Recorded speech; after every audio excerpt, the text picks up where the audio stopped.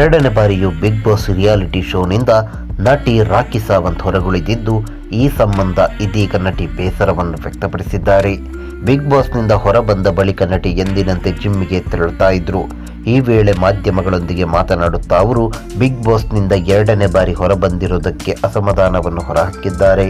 ಪ್ರತಿ ವರ್ಷ ನೀವು ನನಗೆ ಕರೆ ಮಾಡ್ತೀರಾ ಮತ್ತು ನಿಮಗೆ ಬೇಕಾದಂತೆ ನನ್ನನ್ನು ಬಳಸಿಕೊಳ್ಳುತ್ತೀರಿ ಎಂಬುದನ್ನು ಇದು ತೋರಿಸುತ್ತೆ. ನಾನು ಟಿಶ್ಯೂ ಪೇಪರ್ ಅಲ್ಲ, ಆದರೆ ಜೀವಂತ ಉಸಿರಾಡುವ ಮನುಷ್ಯ. ಕಿತ್ತಳೆ ಹಣ್ಣಿನಲ್ಲಿ ರಸ ಇರುವವರೆಗೂ ಅದನ್ನು ಹಿಂಡುತ್ತೀರಿ, ನಂತರ ಸಿಪ್ಪೆ ಮಾಡಿ ಎಸೆಯುತ್ತೀರಿ. ಅಂತೆಯೇ ನನ್ನ ಮನರಂಜನೆ ಬೇಕಾಗುವವರೆಗೆ ನನ್ನನ್ನು ಬಳಕೆ ಮಾಡುತ್ತೀರಿ. ನಾನು ಕಿತ್ತಳೆ, ನಿಂಬೆ ಅಥವಾ ಟಿಶ್ಯೂ ಪೇಪರ್ ಅಲ್ಲ. ನೀವು ನನ್ನಿಂದ ಎಲ್ಲ ಮನೋರಂಜನೆಯನ್ನು ಪಡೆಯುತ್ತೀರಿ, ಆದರೆ ನನ್ನ ಬಿಟ್ಟು ಇತರರನ್ನು ಅಂತಿಮ ಹಂತಕ್ಕೆ ಕರೆದೊಯ್ಯುತ್ತೀರಿ. ಬಿಗ್ ಬಾಸ್, ನಾನು ನಿನ್ನನ್ನು ಪ್ರೀತಿಸುತ್ತೇನೆ, ನಾನು ಟ್ರೋಫಿಗೆ ಅರ್ಹನಾಗಿದ್ದೆ ಎಂದು ಹೇಳುತ್ತಾ ರಾಖಿ ಕಣ್ಣೀರು ಹಾಕಿದ್ರು. ಸದ್ಯ ರಾಖಿ ನೀಡಿರುವ ಹೇಳಿಕೆ ಇದೀಗ ಸಾಮಾಜಿಕ ಜಾಲತಾಣಗಳಲ್ಲಿ ಸಿಕ್ಕಾಪಟ್ಟೆ ವೈರಲ್ ಆಗ್ತಿದೆ. ಅಭಿಮಾನಿಗಳು ಕೂಡ ರಾಖಿ ಕಣ್ಣೀರಿಗೆ ಕರಗಿದ್ದಾರೆ. ಹೌದು, ಇದು ನಿಮಗೆ ಅನ್ಯಾಯವಾಗಿದೆ, ಇನ್ನೊಂದು ಬಾರಿ ಕರೆದರೆ ಹೋಗಬೇಡಿ ಎಂದು ಅಭಿಮಾನಿಯೊಬ್ಬರು ಸಲಹೆ ನೀಡಿದ್ದಾರೆ.